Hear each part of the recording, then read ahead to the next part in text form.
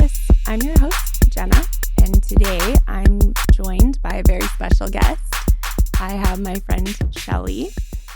How are you? I'm good. How are you? I'm good. Thank you for having me. Thank you for coming. Shelley is the host of a new podcast called the Shit Apple Podcast, which I'm very excited about. Do you want to tell me a little bit about it?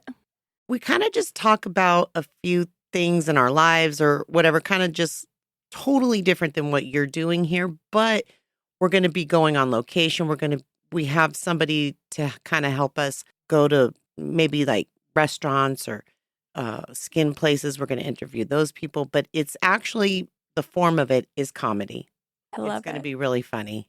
I believe it. A little controversial because I'm mouthy. But you make me laugh every time we're together. So, But yeah, thank you for mentioning it. Yes, absolutely. Thank you for joining us for part 2 of Kurt Cobain.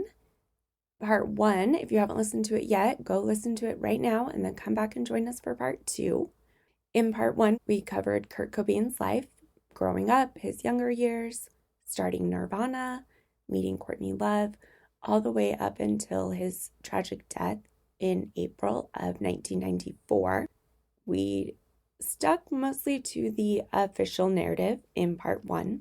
However, here in part 2, we are going to dive into all of the inconsistencies, the discrepancies, and the things that have been kept really out of the official narrative on Kurt Cobain.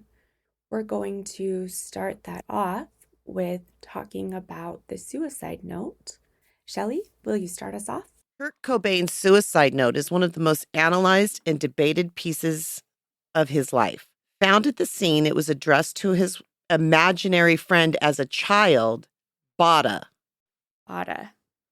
His aunt has videos of him when he was like 2 or 3 on, big weird, the old fashioned tapes. And he's going, Bada. And it would echo. And he liked hearing the echo. He's like, Bada. Bada. Oh. Yeah. Wow. It's weird. She teaches at a school in Seattle, and she teaches his songs to people. Oh, the wow. kids.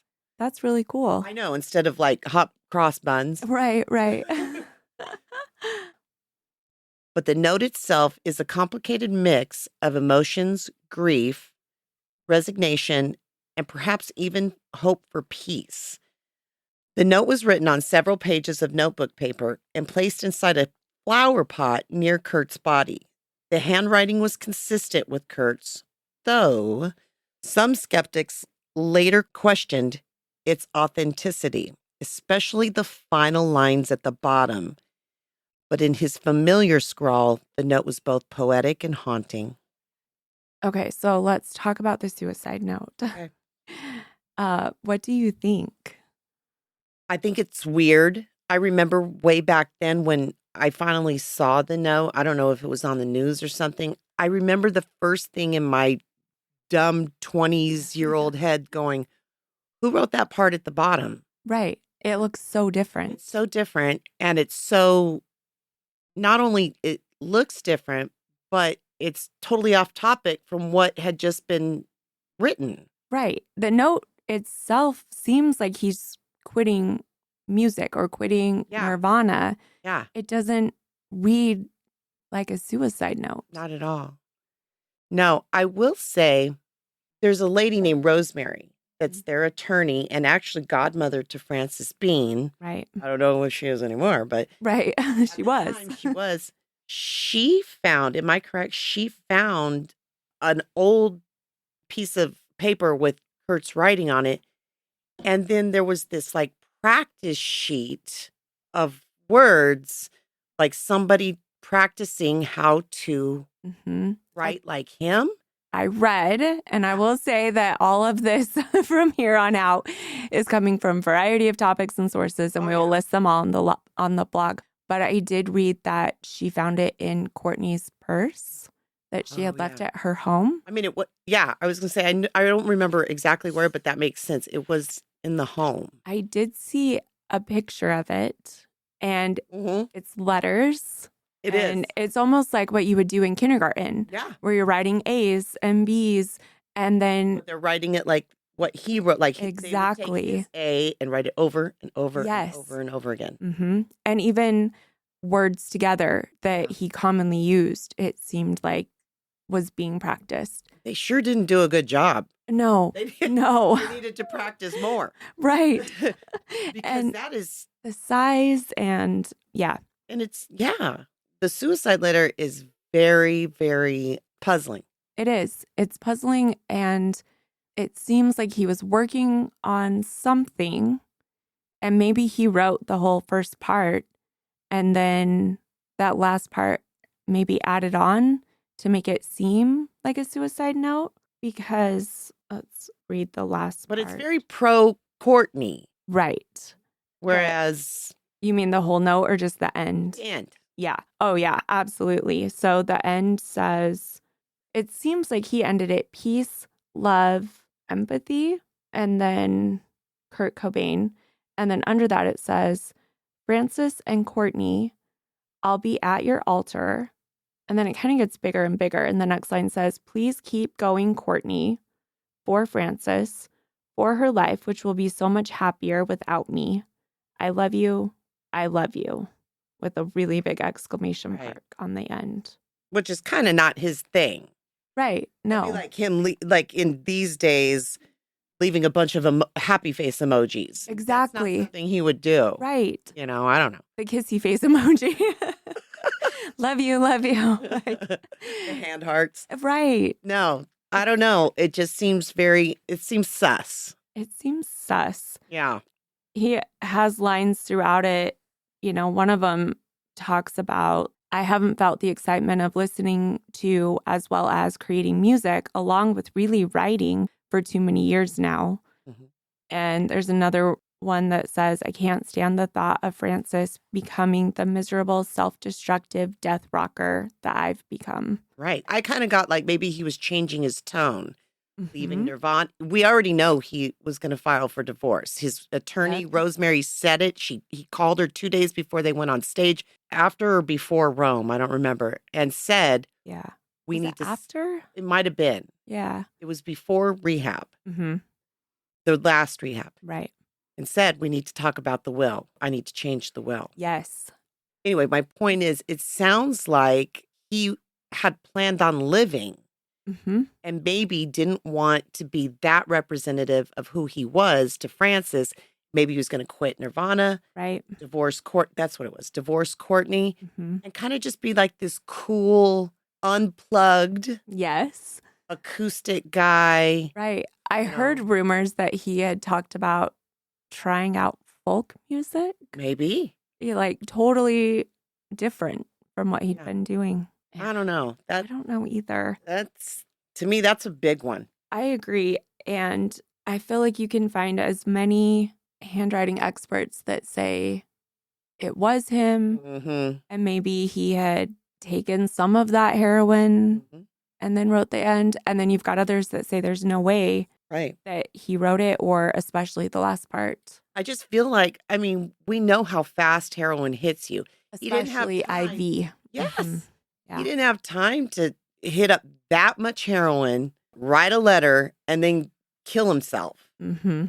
You know, I don't know. There just wasn't enough time. And for that amount, I mean, you've got forensic experts that say it would be fatal nearly immediately. Yeah. I mean, can you imagine? No, that's just a crazy amount. Like I saw on one of these, so Jenna and I have watched like some movies and read. There's a documentary called Soaked in Bleach, and it's by Tom Grant, the private investigator that Courtney hired to find Kurt. Yeah. Keep that in mind. He went to a toxicologist, and they said that there was another movie that I also watched called Kurt and Courtney these are all a long time ago. There was a man that took that much heroin, and he was standing just fine on one leg. But he wasn't taking heroin. They had given him methadone, the same amount of methadone, and pills don't hit your bloodstream as fast. Right. But this one man said, I mean, he would be unable to do anything, if even live. Right. Yeah, I truly believe that. Mhm. I've never known a heroin user that, that I know of, and I'm knocking on my head. Yeah, knock on wood. Knock on wood. Yeah. God bless them that you take that and you're gone. I Right. mean, you're out. Immediately. Yeah. And I don't know if have you ever shot a rifle? I have. Mhm. That takes some It skill. takes some skill. It takes some kickback. Yeah. Yeah. Let's talk about that. Yeah. Let's talk about Let's that. talk about it. It's a huge gun, first off. Huge gun. Kurt Cobain was 5'7". Yeah. Let me just explain to you also.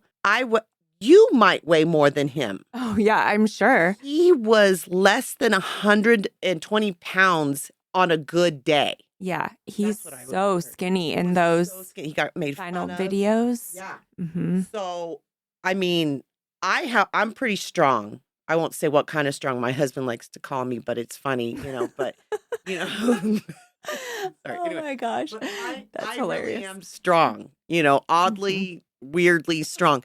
I remember shooting that shotgun out in the mountains out in California, and I was like, holy crap. It leaves a bruise. I mean, the kickback and it takes some skill, too. It does. I mean, God forbid you be drinking and shooting shotgun. That's how people get hurt. Scary. He's up there drinking and stuff. Yep.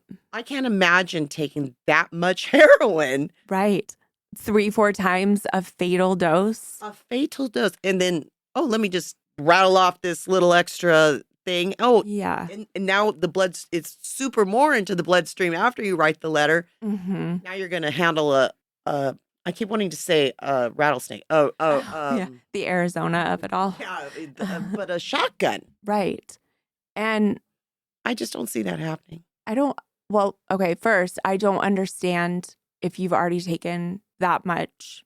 I mean, you would know that's a lethal dose. Right. Why would you shoot yourself? Do the extra, right? Yeah. Why even waste your time? Right.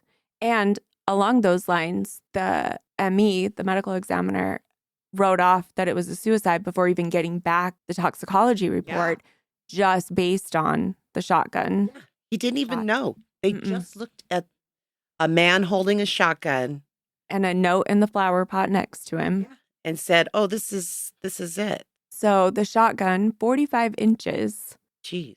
Yeah. You think about sitting on the floor, and then he was left-handed, but they say where the bullet went in would have had to be the other side of him. Right. The shell would have popped out. Right. The only way to get it where it was like ricocheting or something. Doing a complete crazy. 180. Or that it popped off something and ricocheted across his body onto the other side. Which then you would see proof of that. Yes. Right? You would.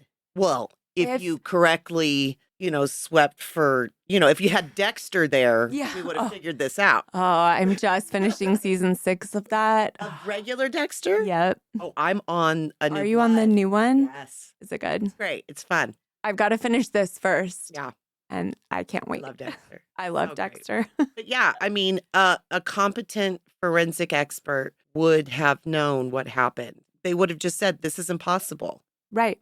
Or, oh yeah, it bounced off this box where his strap for his heroin and needles and stuff are neatly tucked away. It bounced off this box and over to over his body. Right. Onto the other side of the room. His heroin stuff was all put back into a box neatly and put away from him, right? Mm-hmm. What did they say about that? Oh, come on. Why would you put it away? Why would you put it away? And also his wallet. He took his wallet out and took his ID out and put it on top, almost like so that they would know. Tom Grant says it was him. Both ways. He says that the police officer did that to then take the picture to say that it was him. But in the police report, he says they say that it was already out. Yeah, I believe not the police report. Yeah, right? There's some serious issues with the investigation. Yeah. And from Tom Grant, start to finish. Soaked in Bleach, as you and I were talking earlier, he speaks to some very credible experts. Mm-hmm. These are not just, penny ante people that he found off the Right. streets. These are high level people that he spoke to that are like, this was a botched job. This was terrible. Mm-hmm. Right from the beginning, you walk in, you see gunshot, and just it's a suicide. Yeah. Case closed. You're done. That makes it really easy. Just even in the door. Let's talk about the door. Yes, let's talk about the door. The door was closed and locked, but it was just one of those locks that you could literally, if you have a nail, you could just twist it with a nail and open it. Yep. And then they said there was a stool barricading the door. It was literally just sitting there. There was a stool with like a plant on top. Mm-hmm. Just in front. You can not barricading the door. And they made it sound like it was like dead bolted. Yes. But it's one where you could do it and walk out and close it behind you and it would stay locked. Right. Like you have in the bathroom or something at home. And if you're doing there's a missing persons report file. And by the way, the missing persons report, Courtney said on audio, I called in a missing persons report and said I was his mom so that they would, take it more seriously. Mm-hmm. So a mom, not the mom, but calls in a missing persons report. I mean, I think that if you're a police officer and you know that Kurt Cobain is missing, and the mother has even, I do called quotations in the air. Yeah. The mother has called in a missing persons report. Knock that door in. Yes. You're doing a well check. You're trying to find somebody who might be endangering themselves or someone else. Right. Did they even go in the house? Because there are reports that people were staying there at the time. Yeah. I don't know. I what I do know is, so when Tom Grant and Dylan went, because Courtney hired Tom Grant, the private investigator, he said, I got to take my investigation to Seattle and search your house. It's a rainy, gray state. Right. And Dylan took him all around the house. There was nobody there at that time. Okay. That was like 3 days before. I didn't write down the timeline, but it was very close. There was nobody in the house. They did not go in the green room. He didn't even know it was there. Right. Nor was he able to see it because it was in the back of the house and there is so many trees, so much fog, so much haze and stuff. He didn't see it. And Dylan didn't even tell him about it. Yes. Now, to be fair, Dylan's a junkie. He's like, oh, who knows what's in there? Right. And, there's thoughts on Dylan as well. Courtney paid his rent, gave him money and stuff, continued afterwards. Yeah. So maybe he was like, I don't want to, I just want to get the heck out of here. Yeah. Because Tom was on a mission. Right. He was hired for a job. Yeah. And he took it seriously. Yeah. They turned over everything in that house. I don't know. I don't think the electrician went in the room. He saw it through the window, correct? That's what it sounds like. He was soaked in bleach and they had a quote from him saying that he had walked up and seen it through. Right. But I thought it was on top of the garage. It was. So maybe he was in the house and then... He was told to, I guess it was just that one room she sent him to, right? Oh, did she? I never put that 2 and 2 together. Okay, so when they went to search the house with Dylan and Tom, so apparently you just informed me, because I have a touch of ADD. I watch a movie and I'm like, oh, let me go get the laundry. Yep. But it never makes it in the dryer. Yeah, exactly. That they went to the house one time and Dylan just ran in alone. Oh, maybe he left that note there from Callie at that time. He could have. Okay, so off topic. I mean, anyway, so Dylan ran back to the car and said he's not there. Right. And they went back a second time. Tom went with Dylan. Remember, Tom is the private investigator Courtney hired. Dylan is the best friend. They went in together, turned the house upside down. Yep. I mean, even pillows on Courtney's bed, everything. Yes. Turned the house upside down. And then they left. They didn't see any sign of him. They did find a letter from Callie, this guy who, by the way, was Courtney's ex-boyfriend from a long time ago. Right. And now current, sometimes man nanny. Yes, Manny. Manny. Who left a note for Kurt, like he had been at the house sometime while they were searching for him, saying, you're a jerk, you screwed this up, Courtney loves you, blah, blah, blah, blah, Yes. blah. Like she's in the hospital again. It said some kind of accident. She's your wife. She loves you. You have a child together. Yeah. Just kind of berating him. But like Jenna and I were thinking, well, maybe when Dylan ran in alone, he left that letter there, kind of proved to maybe Tom and the police or whoever, hey, we are looking for you, Kurt, or whatever. And that Kurt had been there. Yeah. In and out, Yeah. Yeah. And then Dylan and Tom went back into the house a second time. They searched the house, left. So anyway, cut to after the death, people were like, well, this guy's a kook. He didn't even go in the greenhouse. Yep. And he's like, I didn't even know there was a greenhouse. No, at that time, you can't see it. Right. Because it was on a hill and there's trees and, it's foggy. It's Seattle. It's rainy. And one of these experts, and I wish I remembered which one it was, but this was one of the real deal guys on that movie or the documentary Soaked in Bleach. Yeah. He said, I kind of didn't, Tom had all these theories and he's like, I kind of didn't know. I go, here's an investigator that didn't even look in the greenhouse. And he goes, so I went back to the house. I drove by because I wanted to see if what he said was real. I mean, this is a mansion. How can you not see a big house, on apartment on top of the big garage and blah, blah, blah, blah, blah. Anyway, so he comes back and he goes, sure enough, you cannot see that greenhouse. Yep. He came back like around the same time, same weather. Yeah. And he's like, so I don't know. I think he said something like, I started to pay more attention to what Tom had to say. And then we have Tom asking Dylan about that. We were in the house. Why didn't you look in there? Yeah. And Dylan responds, it's just a small little room. I think they store lumber in there. Yeah. It's not important. Well, it was important. It was important. Obviously, the most important room in the house.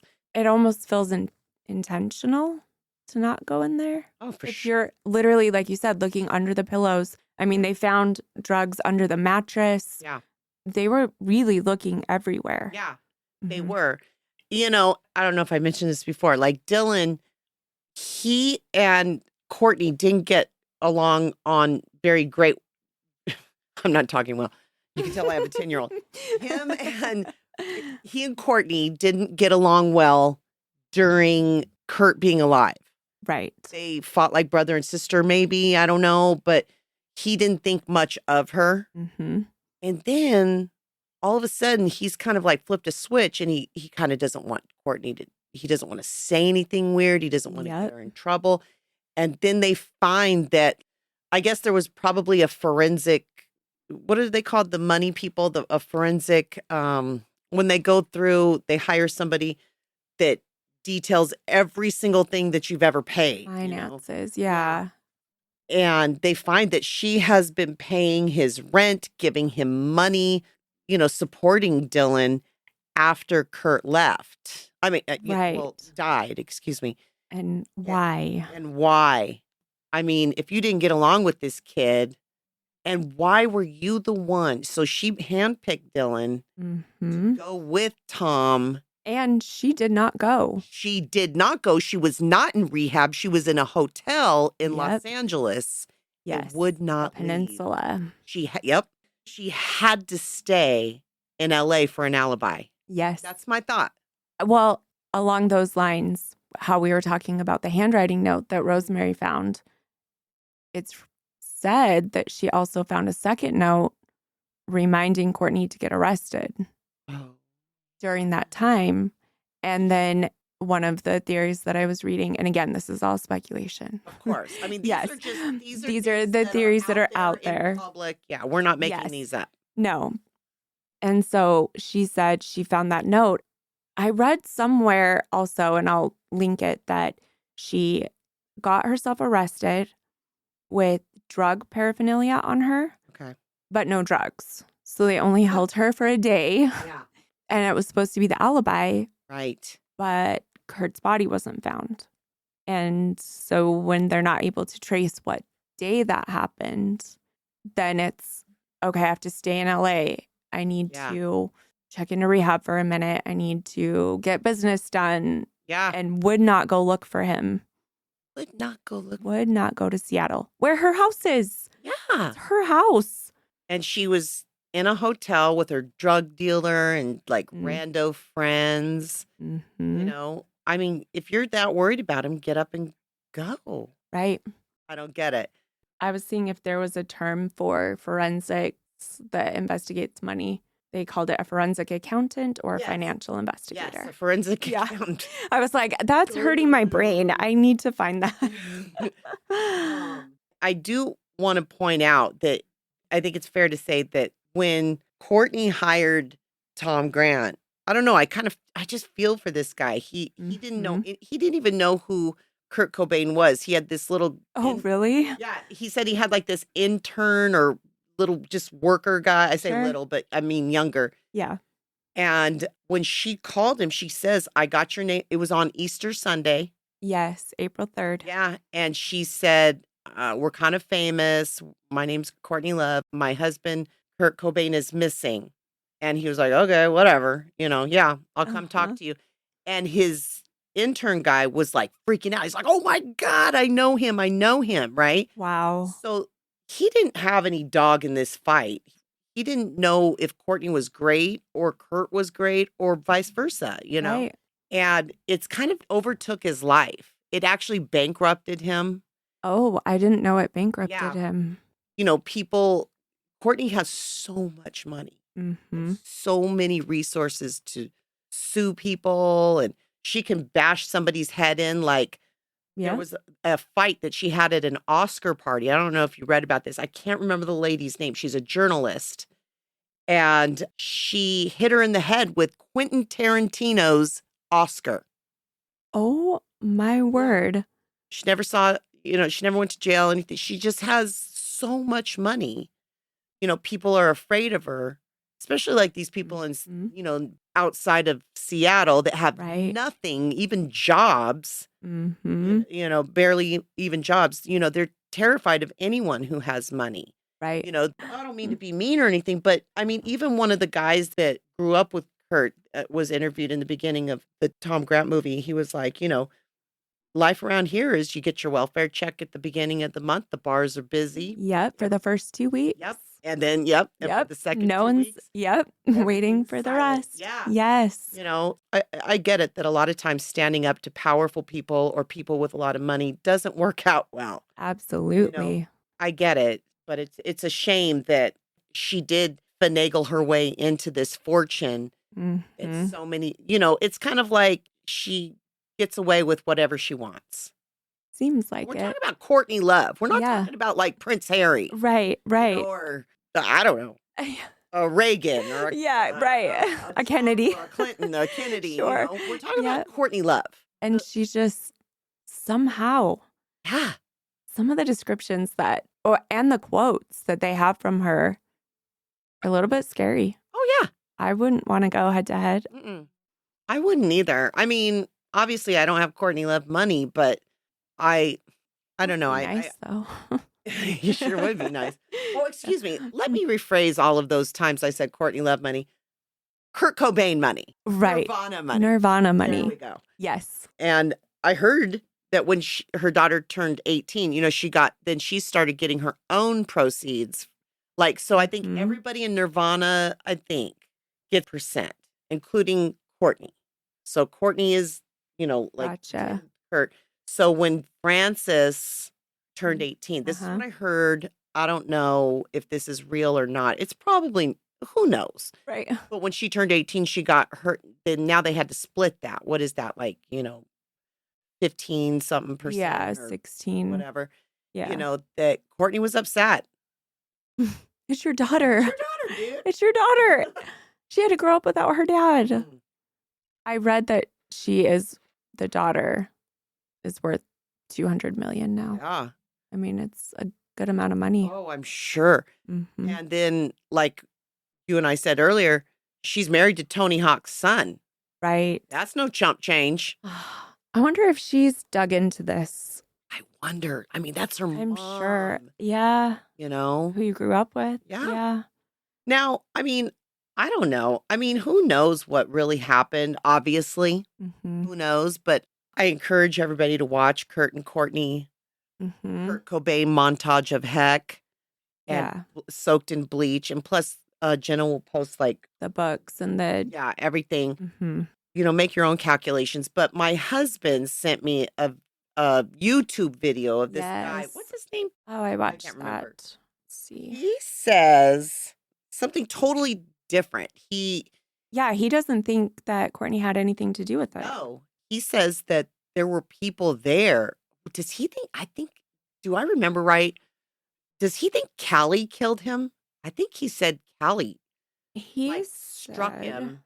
okay, so this is Matthew Cox is the main guy. Yeah. And then, Chris Todd.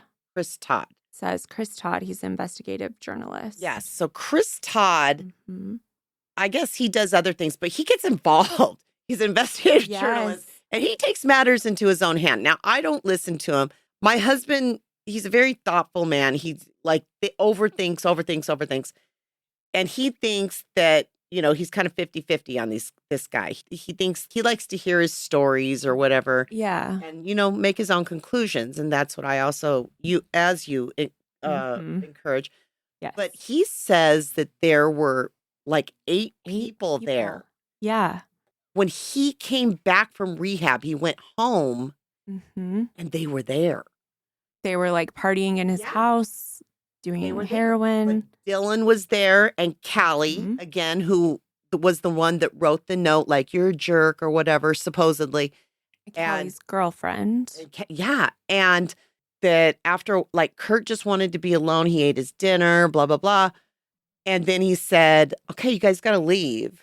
And nobody left. And then he started getting more and more mad. Like, come on, guys, get out, leave. And then that somebody struck him from behind.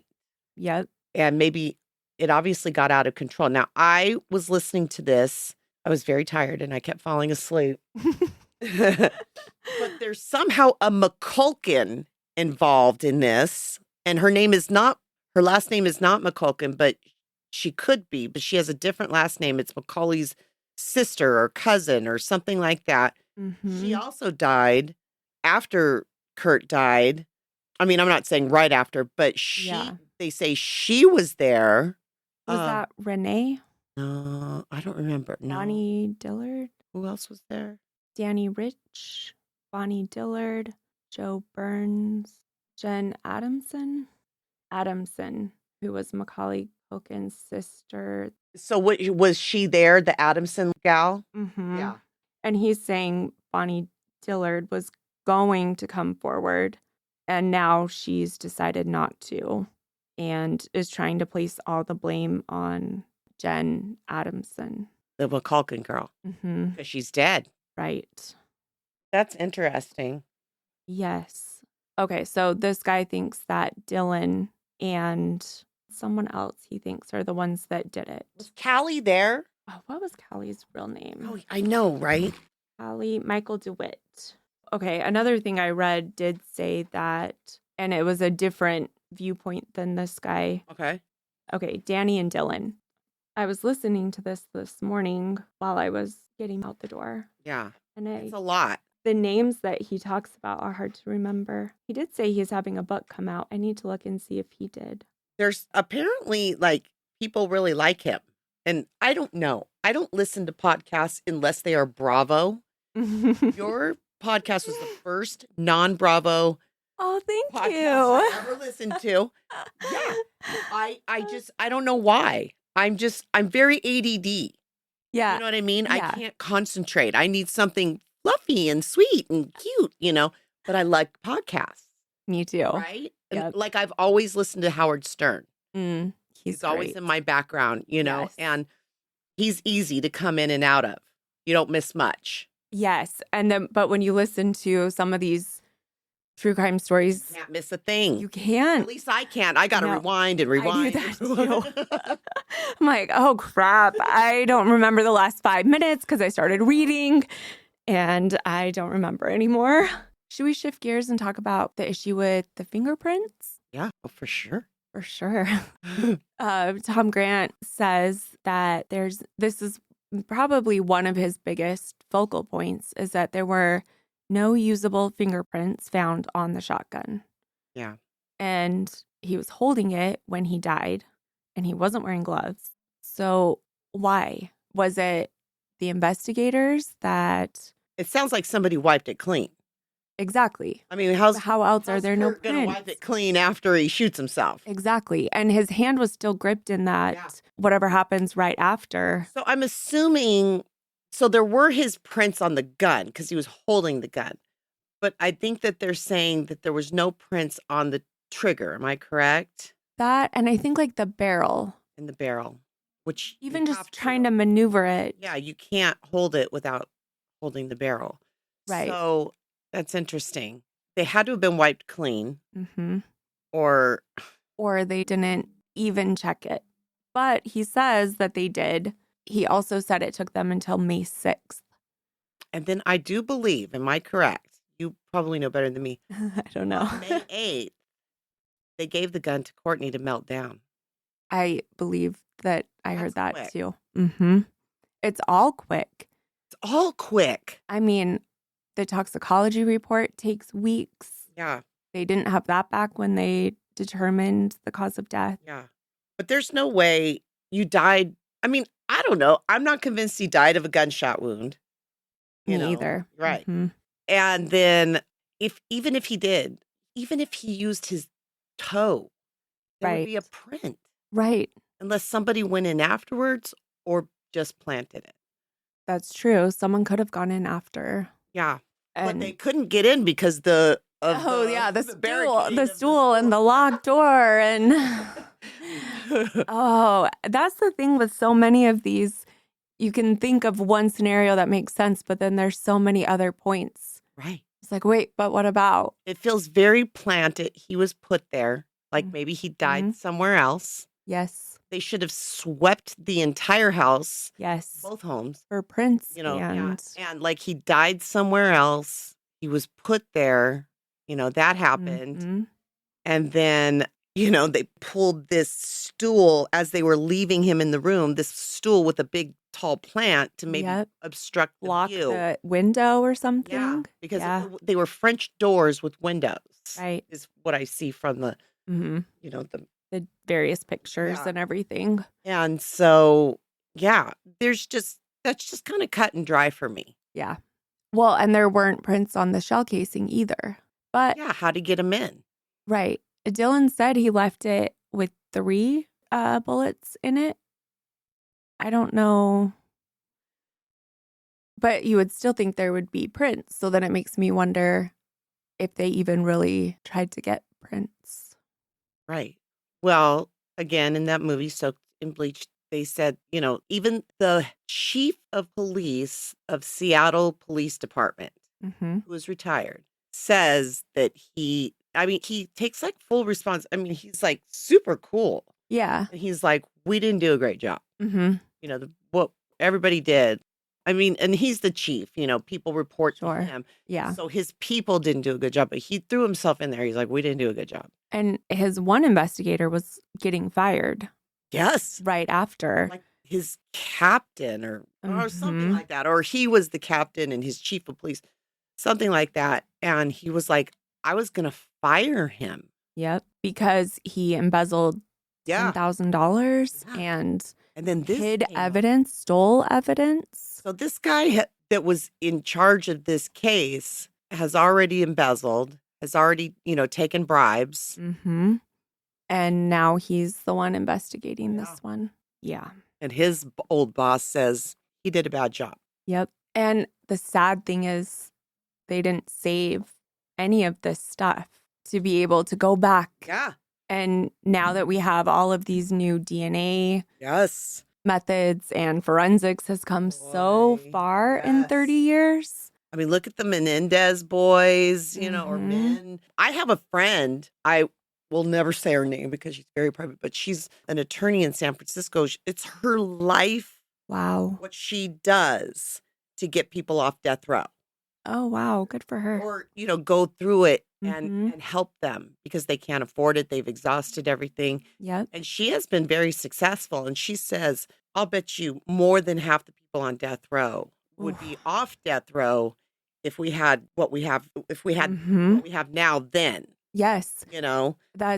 I just talked about that on a different episode where these advances in DNA and Yeah. everything not only helps find who did it, Yeah. but helps, confirm whether these people that are in prison Yeah.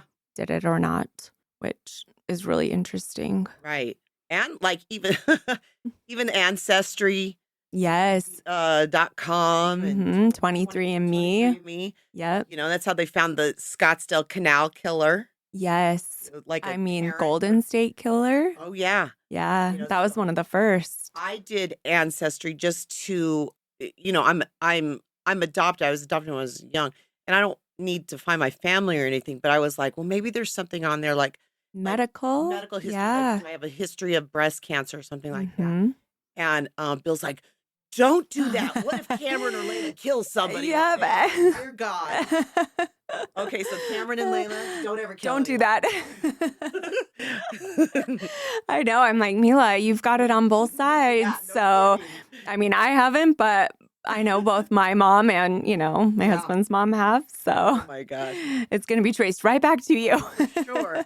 Yeah, we've come leaps and bounds. Leaps and bounds. And so when you can't get to the evidence, yeah, because it's melted down or it's thrown out or it's lost or stolen. Simple pictures, not even. I know I keep going back to Dexter, so let me do it again. There's just somebody taking a picture of every inch. Yes. Of the crime scene. Yep. Which didn't do that.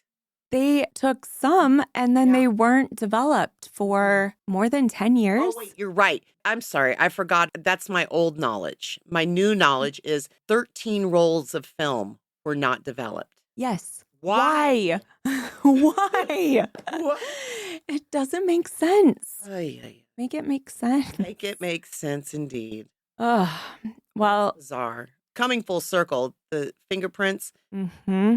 You can't convince me there wasn't foul. Well, and it wasn't on the pen either that was left next to him in the flower pot. Mm-hmm. So if somebody did do this, they did a sloppy job. He's right there. Right. Put the pen in his hand. Rub his finger on the trigger. Something. I don't know. Yeah.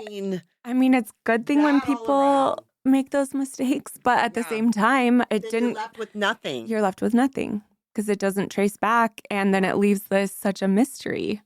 His aunt I saw in the movie, his aunt was there, and she doesn't believe in the conspiracy theories. She doesn't believe, she believes he was just a sad kid who kept getting sadder and killed himself. But I don't know if I believe that the mom believes that. It doesn't seem like it. Yeah. I feel like she'd like answers, but she doesn't want to make big waves. Right. Tom Grant does say that he talked to her right after it happened and since then. And he's the same. He doesn't think that she thinks he completed suicide. Yeah. Yeah. Another thing that Tom Grant talks a lot about is Courtney Love and, her behavior after. Yeah.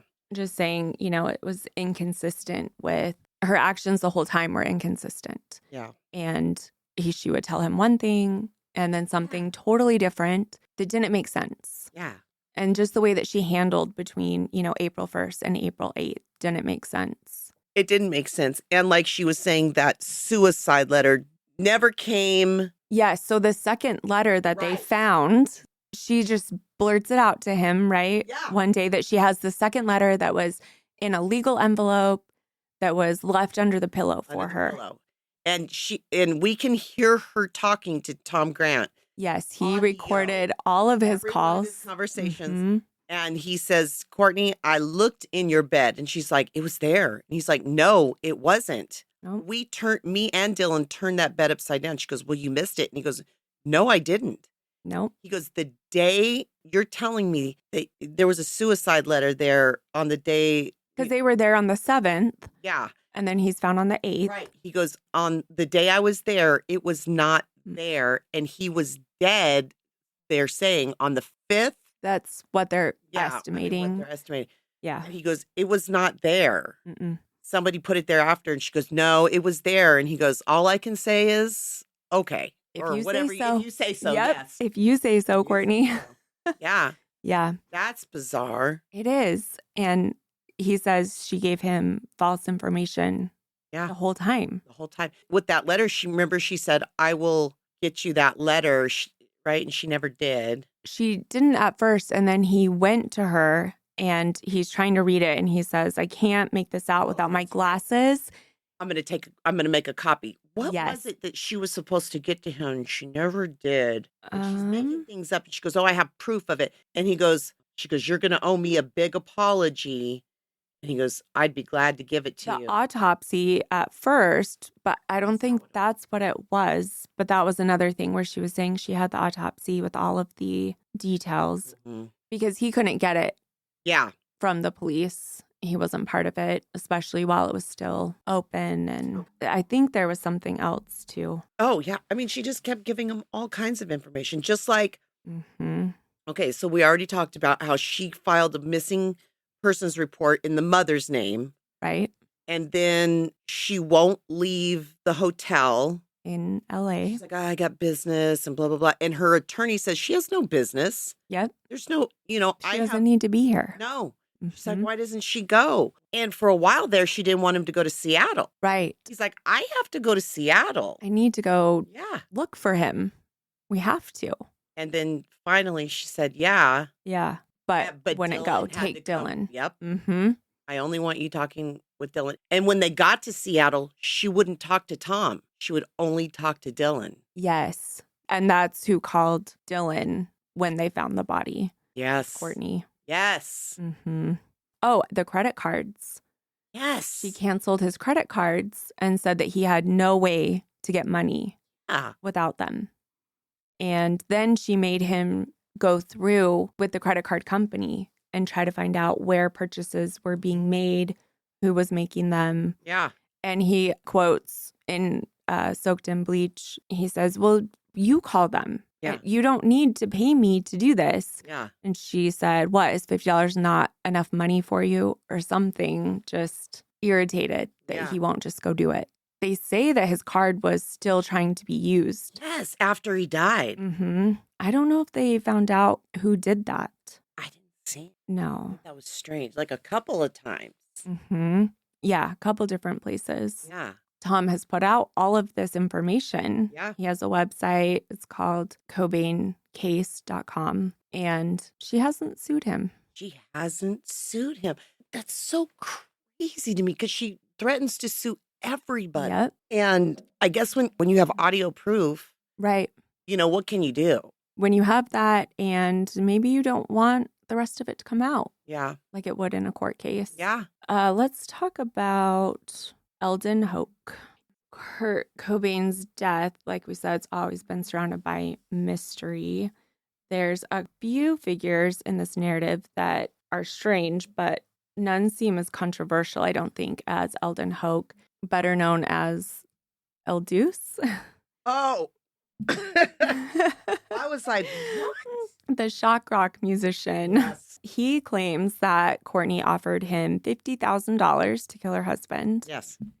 He's been widely dismissed. However, he did participate in the court. Kurt and Courtney. Yep.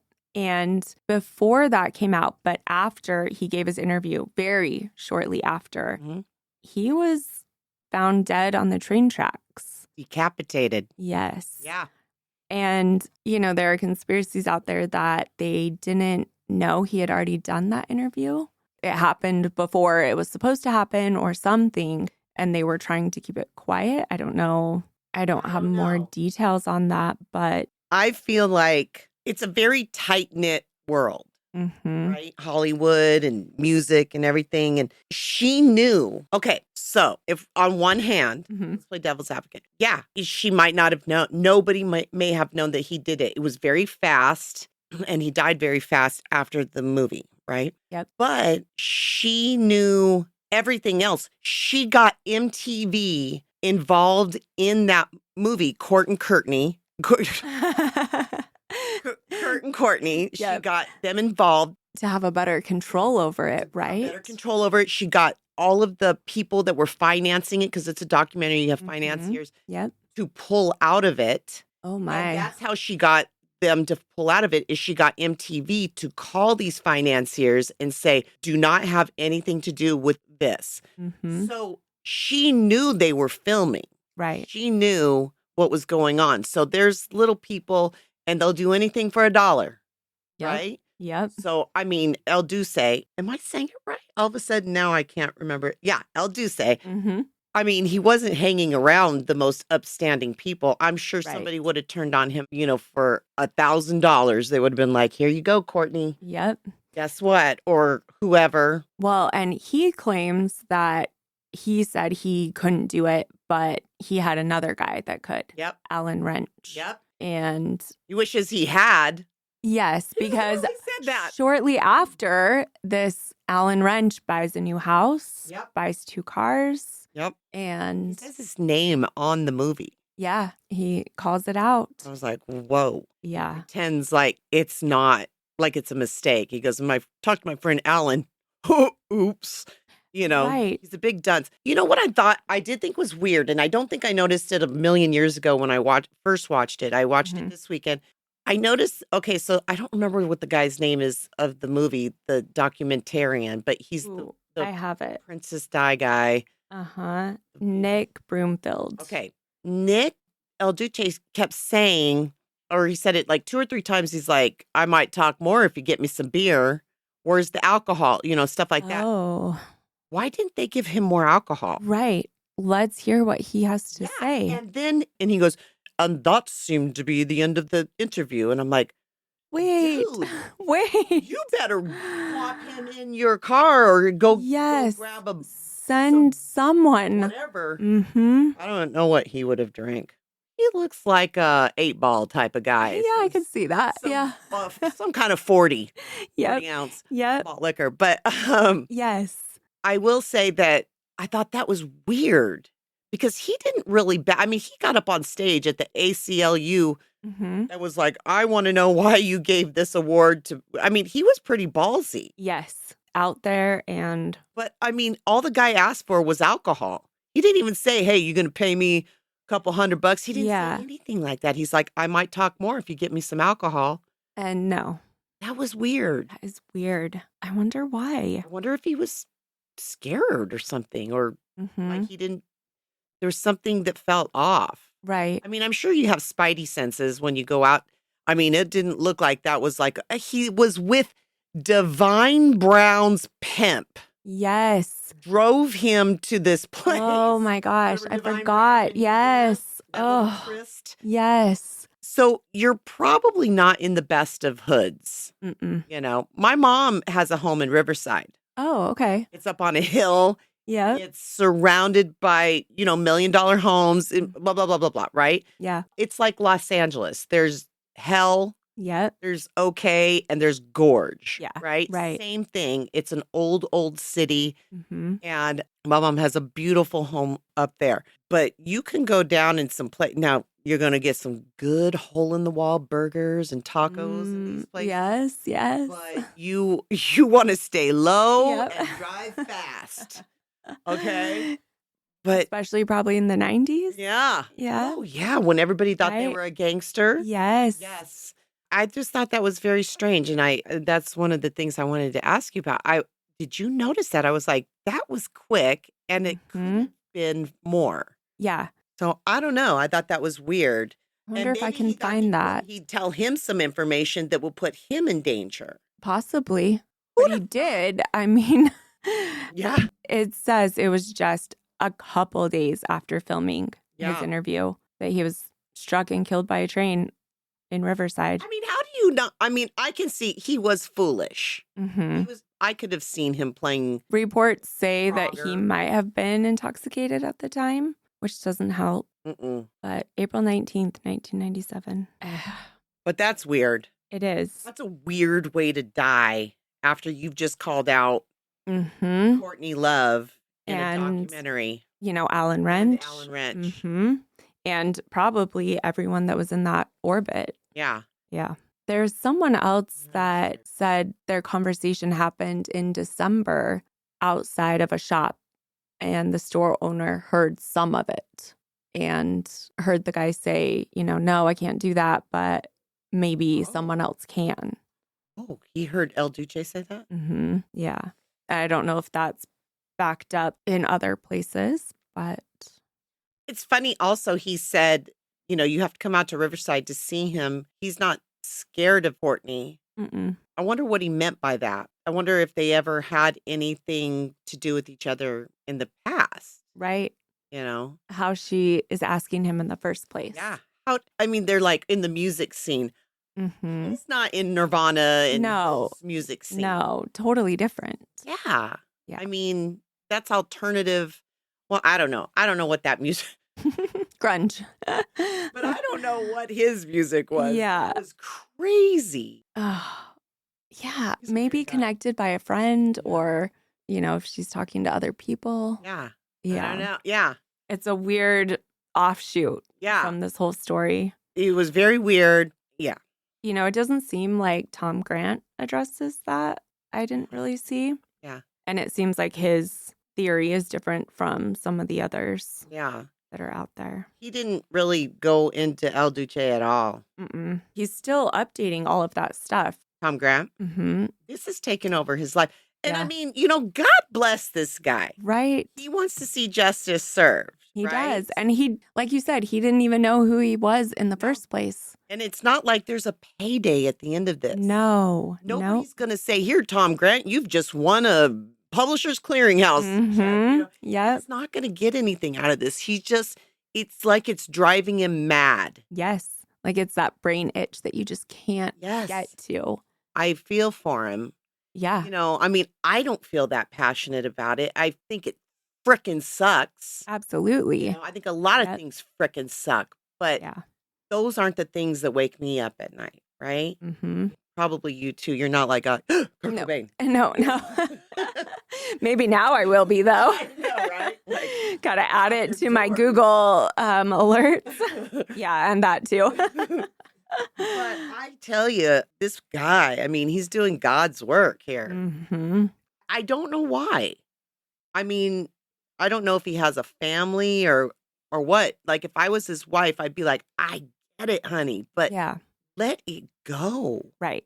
And he's a retired, I don't know what, but he's like a legit private investigator. Yeah. But he's a retired, he worked for the police force. Mm-hmm. He was just like Matlock or something. Right, like one day right. Like, I'm a private investigator. Right, hello. Right. He had all of the experience before to then be really good at his job. Right. Which, yeah. I don't know. I feel for this guy. And if you're saying he's still doing this, mm-hmm. God. Soaked in Bleach didn't come out till 2015. Yeah. Which was at least 10 years ago. 20 years after it happened. Oh my God. Did you just say 20 years ago? No, I meant 10 years ago, but 20 years after it happened. Oh, wait. Yeah, 2015. So 2015, 22. Okay. Yeah. Okay. Yeah. I said that weird. I know. You were like, wait, no. And it really could be. In my 60s. I just aged you. Oh. I thought I had time. I kind of feel like his documentary came out then because they said that they were reviewing the case in 2014. And I think he really thought that they were going to, but it seems like they just... They're sticking with it. Yeah, they were doing it to make people feel better, not necessarily to review evidence. It doesn't seem like they have any. They put out 2 or 3 extra pictures that showed like nothing. Right. And seems like that was about it. There's so little. The information on it says they re-examined photographs, forensic reports, and witness statements, but concluded that there was no new evidence to suggest foul play. That's because you guys didn't do anything. Right. Go. In the first place and in the second place. I think maybe he did all that hoping that they would reopen it. And then they said they were going to, and it was nothing. Then his documentary. The guy in Soaked in Bleach that was he was like the former, I don't know how you say it, president of forensics for the USA. I don't know how he was Yeah. like a legit, like Yes. big time guy. Mm-hmm. They asked him, like, would you, reopen the case? And he's 100%, million, zillion percent yes. Yes. And like a lot of the people said it, even the Seattle former police lieutenant or yeah. He's like, yeah, Mm-hmm. And still no. Still no. And that was 10 years ago. Yeah. And let's talk, bring in witnesses. Yes. Re-interview. Yeah. Let's do forensic investigate, Yes. monetary forensics on you and see who's paying you, who was paying you at the time. Yes. Let's see money exchanges at the time. Because there's so many rumors about who she was financing before and after. Wow. And yeah, I would really like to see that, especially before it gets too much further on. Yeah. Because memories fade, and especially where a lot of them were using heroin at the time. Oh, yeah. Like every once in a while I'll hear, like smells like Teen Spirit. And I hate to hear that. I'd heard this before, that he hated playing that in concert. Yeah. And that's all everybody was waiting for. They were like, yeah. And they just wanted more just like that. Yes. But like I'll hear it and it takes me to like a really cool time. I'm like, oh my God, that was such a cool time in my life. And, but then you also think every time it plays, Courtney gets a quarter in her pocket, Yep. And that drives me crazy too. I think his daughter should get all of it. But if there's still questions surrounding Courtney's involvement, then that really sucks. Yeah, for sure. And she's out there hanging out with, Sons of Anarchy. You said, I don't even remember her in that show. I don't think I've seen it all the way through. We were trying to look at what Courtney's done in the last 20, 30 years. Sons of Anarchy. You said, to me, a couple of big shows. Yeah. So it was Sons of Anarchy. It was Empire. Empire. I loved Empire, but I did stop watching it after the next few seasons. People loved Revenge. I liked Revenge. I remember that one. I don't remember. RuPaul's Drag Race as a guest judge. Menendez Blood Brothers. It says she starred as Kitty Menendez. But that was from 2017. Oh, I was going to say, what? Not the new one. No. Chloe. Yeah. But But there are quite a few. Let's talk about her band for a second and Kristen Paff. Yeah. That connection just keeps scratching my brain a little bit. Yeah. She was a bass player for Hole and Nirvana. Yes. And Courtney was very jealous of her. She had a lot of talent. Yeah. Yeah. I don't remember where I hate saying that. So I don't remember where I read it. It might have been on that Quora one or whatever, however you say it, that Courtney thought that when he was in Seattle during the missing period time, that he might have been with her. Yeah, because they were pretty close, it sounds like. Yeah.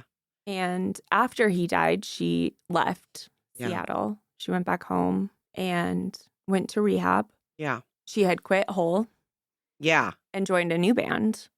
And then 2 months after this happened, in June of 1994, she came back to Seattle to clean out her apartment. And she was found in her bathtub, heroin overdose. The timing is really interesting. Provocative. It is provocative. I like that word.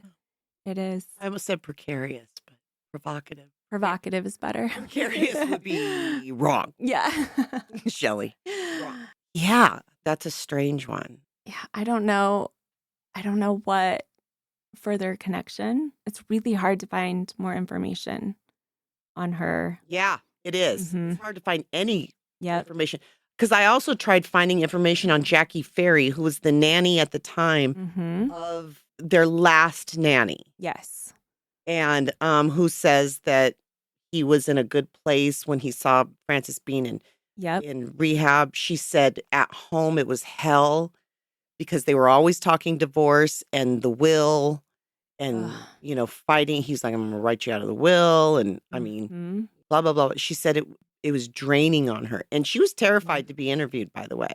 I believe that. Terrified. I mean, she was Mhm. scared. She was crying. She was shaking. Oh my word. Yeah. She just Really believed sad. that something bad was going to happen. Why did she believe something bad? If I was working for rock stars, I don't know. I just think that the worst thing that could happen would be they'd fire me. Right, You know, right. maybe Not tell other rock stars not to hire me, right. right? Blacklist you. Yeah. I mean, so be it. Right. But she was terrified. But anyway, my point was I tried to find information about Kristen and Jackie, and it's hard to find. Mhm. It doesn't even seem to come up as connected a Right. lot of the time.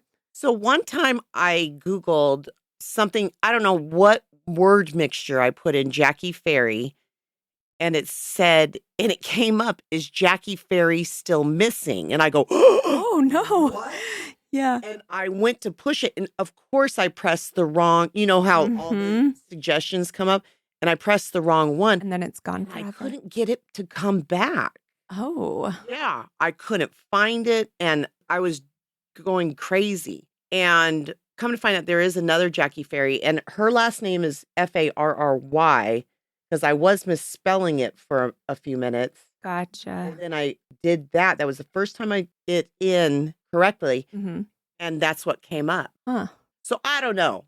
I mean, that's Interesting. just something I saw. And, sometimes they take it out of, Reddit and piece Yeah, it together, right. but I was like, who knows? But I thought that was really a weird thing to come up. Yeah. Because I just wanted to know where she was, how she's doing. Because when I saw her in Kurt and Courtney, I was like, good Lord. She looked rough. Mhm. Yeah, like you said, just really nervous. Really Nervous. on I edge. mean, why are these people so nervous? So there's something obviously we don't know other than Mhm. like I said, like the podunk thing, like they're like, I don't want to get Right, you know, right. in trouble with the law. But, people who know better, what are they so worried about? They must know more. They know more. They know more. Yeah, this says that she was involved with Courtney in helping with his estate, his legacy, Jackie Ferry?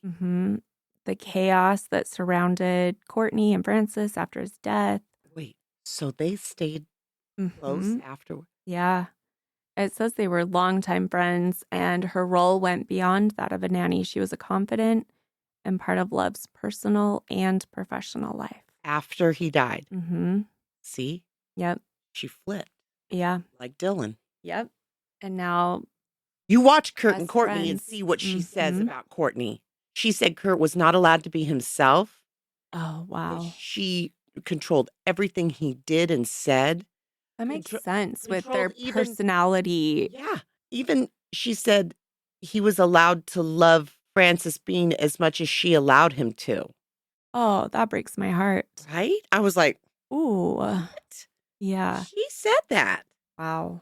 In one of the home videos, he's tired and kind of out of it. That was on the montage of Heck.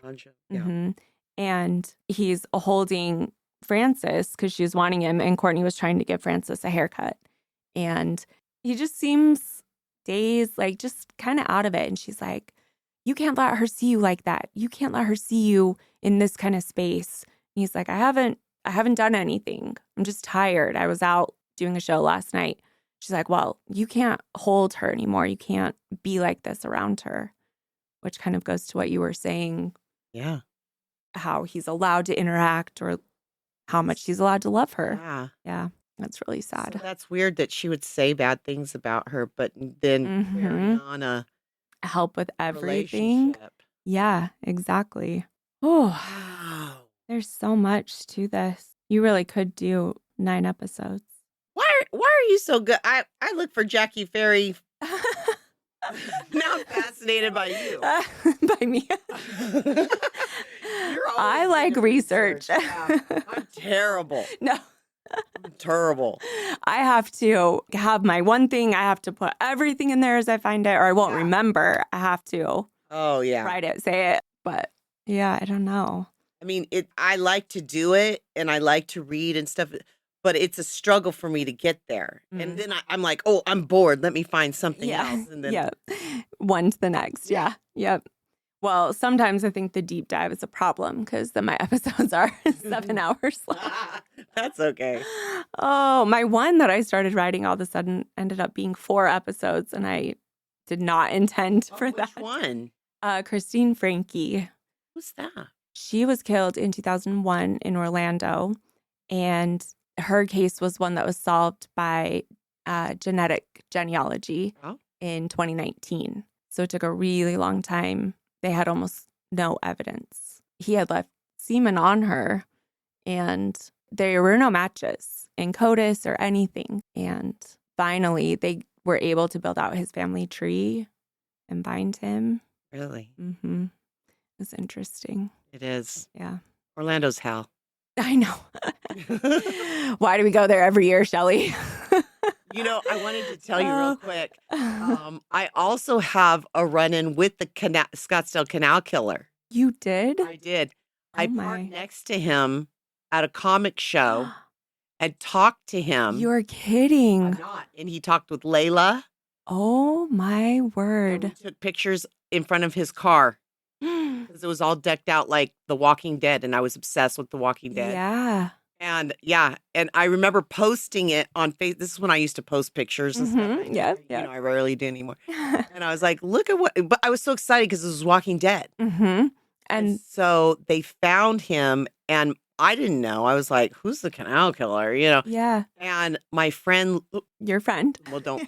Yeah. Remember, you know. Yeah, I do. Yep. She texts me. She goes, hey, I think you know the canal killer. And I go, what? She goes, a few years ago, you posted a picture of you and Layla in front of a car. Uh-huh. And that is the canal killer's car. It matches his license plate. I looked and I went back and found your post. She goes, Shelley, you ran in and talked to and took pictures with the canal killer. Oh my gosh, that gives me full body chills. Luckily, it was the middle of the day and he wasn't interested in us. Yes, sorry. Cancel. Don't cancel me.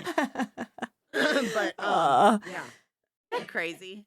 That's wild. Shelley and I are going to be talking more because Shelley was there when the Night Stalker. I lived through that, yeah. Yeah.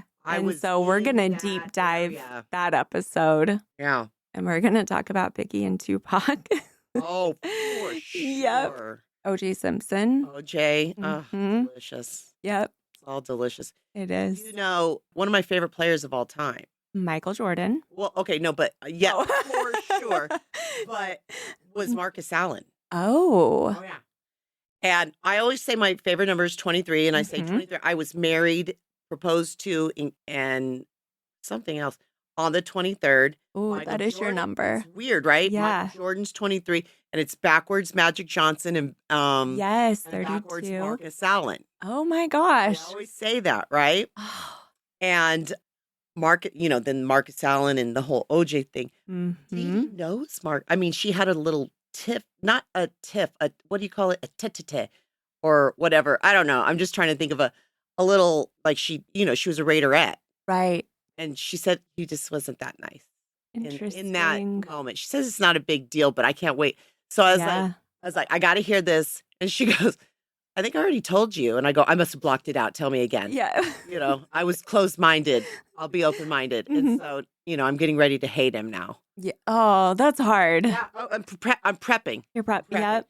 I live in sports past. Yeah. Right. I thought when it was the best, right? For sure. Well, so we'll talk about that with OJ, and then we'll talk about Michael Jordan. Yeah. His dad's case. Daddy. Yep. It's crazy. It is. Yeah. There's a lot out there. There is. Well, so what's your theory on Kurt Cobain overall? I put you on the spot. I believe he was murdered. Mm-hmm. I believe he was killed in another room. He was dumped in that green room. I believe they were junkies that dumped him because they did it so sloppy. Yep.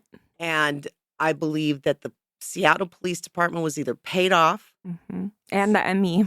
Yes, medical examiner, all of them, to either muff this up or they are all equally incompetent and went to either the one same is possible dumb school and learned the same dumb nothing. Yep. My thought is he was murdered. Yeah, I think so too. And even if it was an accident, Right. It might have been. Right. It You might never have been. know. Yep. Like we can blame Courtney all day, but maybe somebody called and said, listen, we accidentally killed Kurt. And she's like, oh, Yeah.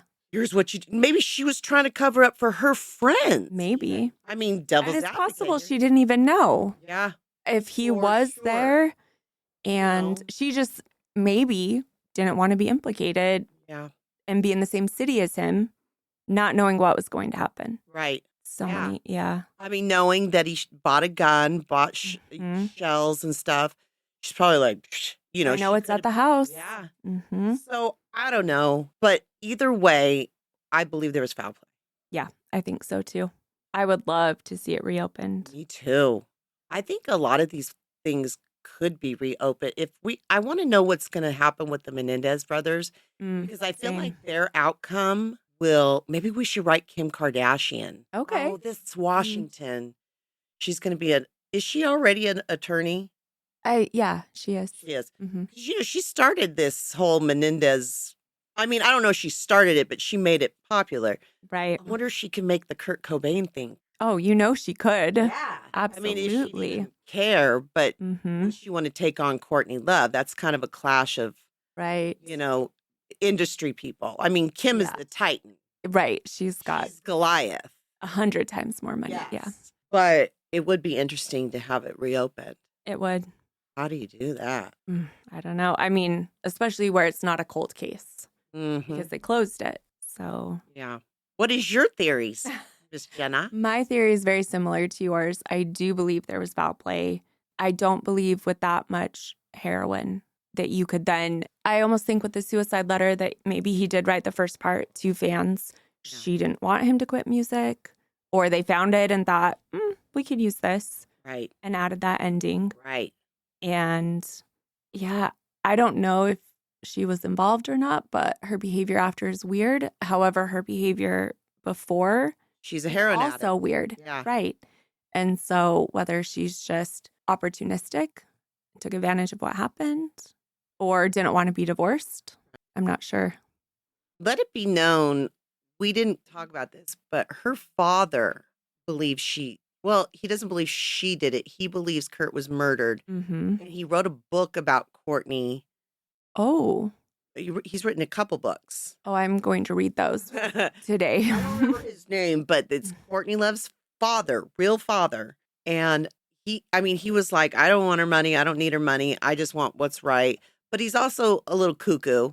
You can tell she gets her kooky. Yeah, sometimes that's passed down. Yeah, she got it, honestly, that's for sure. Mm-hmm. But, he thought that there was some weirdness going on. So her father is Hank Harrison. Mm-hmm. Oh, he was the manager of the Grateful Dead. So that must be how she broke in. Yeah. Mm-hmm. She got her love of music. They're estranged. Yes. Well, yeah. Yeah, I would guess so. He's authored several books. Okay. Some about the Grateful Dead, some with his personal philosophies, and others about Courtney. Yeah. Mm-hmm. Interesting. So part 4. No, the next part. I really need to dive into those. Yeah. I guess my point is, I don't necessarily know if she's just such a kooky person in general. Right. I don't know if she has anything to do with it, good or bad. Like we've said, it could have been an accident. It could have been blah, blah, blah, whatever. But he was killed. Yeah. You can't convince me otherwise. I agree with you on that 100%. When I go to heaven and I play back the movie of my life, I'm going to ask St. Peter if I could just see that one little clip. Yep. Please. What happened that week? Oh, those are stacking up in my brain, too. I have so many questions. The night of OJ, the night of, all of them. Yes. Yep. So, yeah, I want to know, but I want to know what happened because I'm so invested right now. It's like so fresh in my brain. Yes. After deep diving all of the books and the movies and everything that we did. Yeah. Yeah. What does Brandon have any take on that? I didn't ask him. You didn't ask. I asked Bill. I don't know. What did he say? Well, and I only asked him because he listens to podcast after podcast after podcast. Yeah, so does Brandon. Oh my God. Yep. We're all podcasters. We are. Right? Yep. And so Bill thinks the same as me. I mean, he might, I'm not going to implicate him who he thinks did it. Yeah. But he believes that's the proof. But he's again, he's very fair and stuff. And he's like, but, it's probably something just crazy weird. He's Yes. like, it might be like one of those mind FUCK. Like I follow all these people that the greatest mind FUCK shows you should watch or movies or whatever. Oh, yeah. And he's like, I and want it's that just like list. proof. I know. Yep. I'll send you who I follow. Okay. It's, it's all just so proof positive, and then it's like slaps you in the face, and it's like, Oh, oh my God. I mean, I felt like that with this case. Yeah. I had a whole script written out that, was different. Or Yeah. a whole like timeline of events, etc. Yeah. The more you look into it. It goes south. Yeah. I Yep. mean, I didn't even think about Callie being the person until like, I think I got here today. Yeah.